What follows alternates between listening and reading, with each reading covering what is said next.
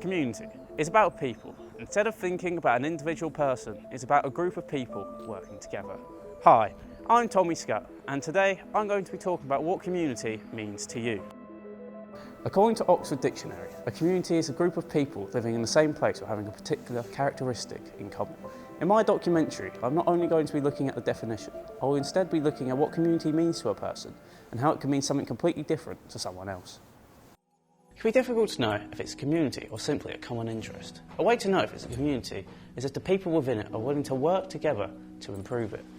There is many different links that you can connect to different types of community. According to Richard Millington, a well-known developer of over 270 plus successful communities, there are 5 different types of communities.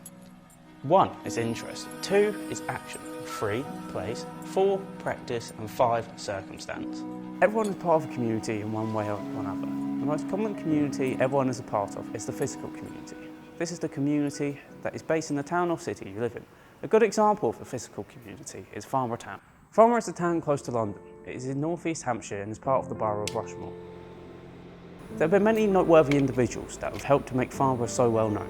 One individual is Frank Whittle, an inventor known for inventing England's first jet engine. Some people say that he created the first jet engine, but that credit goes to an inventor in Germany. His jet engine was fitted onto a specially built plane and its first flight took place on May 15, 1941. Farnborough built a memorial for Frank Whittle right here and made a statue in his honour. Farnborough isn't known for much, but its biggest feature is its airport. Farnborough Airport is known worldwide for its mark on aviation. It was the UK's first airfield in aviation history and home to the country's first powered flight in 1908. Even in the early days, Farnborough has been a centre of military and civil aviation research. Despite Farnborough Airport being so important to Farnborough and its community, it is a private airport, which means it is not available to the public unless invited. Farnborough Airport is home to an international air show held every 2 years. The air show was open to the public in 1948 and is known for being one of the world's most greatest aviation events, with ex-Prime Minister Boris Johnson making a speech during 2022's air show. Fantastic, of course, to be here at Farnborough. One of the scene of one of many of the most exciting developments in the history of powered flight. Farnborough Airport is clearly not only important to Farnborough, but worldwide. The Leisure Centre is a building that is also important to Farnborough, although it is not known worldwide. Farnborough Leisure Centre was built more than 40 years ago.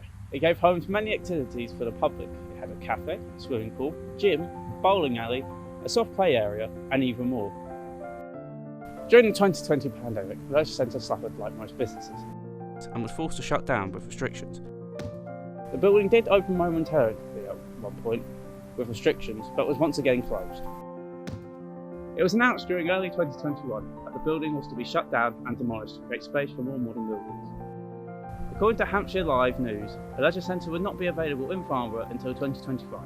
The plan for the space is to have 1,000 new homes, a more modern leisure centre, a library, cafe and other features like a central park for residents. During the building's demolition, there was a discovery of asbestos. This caused 5 months to be added to the timetable of the building of the new leisure centre. According to Rushmore Council, the removal had to be undertaken by a specialist company with significant elements having to be removed by hand. Due to the increased time in removing the asbestos from the leisure centre reconstruction has changed slightly. According to Hampshire Live, the council is still keen on getting the new leisure centre built, despite the fact that in 2023 there is no leisure centre here. After it was announced in 2021 that the leisure centre would not be available until 2025, the local public decided to create a petition to stop the demolition of the leisure centre. The petition had more than 1,000 people sign in less than a day. On change.org, the petition managed to get 2,833 supporters. Unfortunately, the petition took place too late, and a demolition was already in motion. Another way communities have worked together to help Farnborough is through the food bank.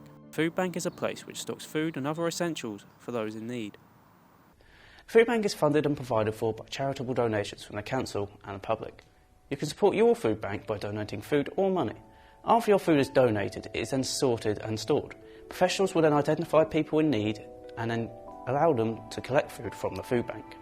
Farnborough Food Bank is located at 55 Cove Road, Farm. It provides food bank facilities to anyone in the Rushmore area.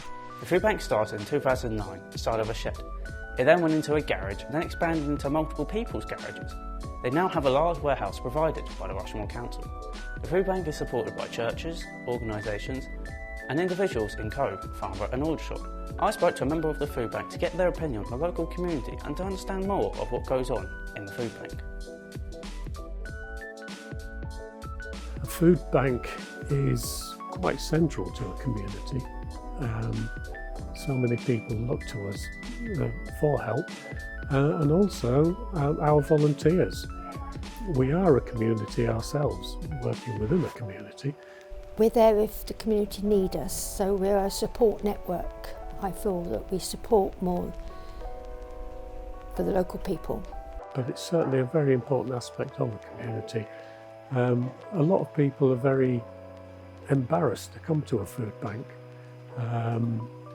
but I think people are quite surprised as to how many are using a food bank, especially a local food bank. Our volunteers, they have a heart for food bank and a heart for serving the community, so it is important to them, and they are really dedicated to the needs of the local people. Very fortunate here at Farnborough.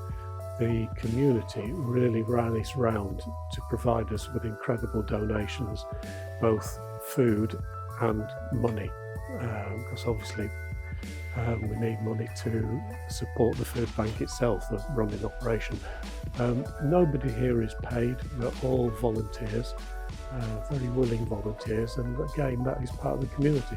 The community has come together to create a food bank. We have wonderful support from the public who donate the food. All this food in this warehouse is donated by the local people. Well, the easiest way to donate to a food bank is by giving through the supermarkets. So we have our own baskets in the supermarket, and when people have done their weekly shopping, they drop something into the basket. So we collect about 200 kilos, 250 kilos a week of food from our local supermarkets. We do have drop boxes in all the major supermarkets in Farnborough and in Aldershot and in Frimley at the Waitrose store. And we collect from these stores twice a week, and as I say, the local community is very, very generous. And the other way they can help is offering to volunteer. Community is clearly very important to every town and all the people within it. But you can also see that community can have many different meanings depending on the situation and the person's life. I want to thank both of my interviewees for taking the time out of their day to answer my questions. I would also like to thank you for watching. And goodbye.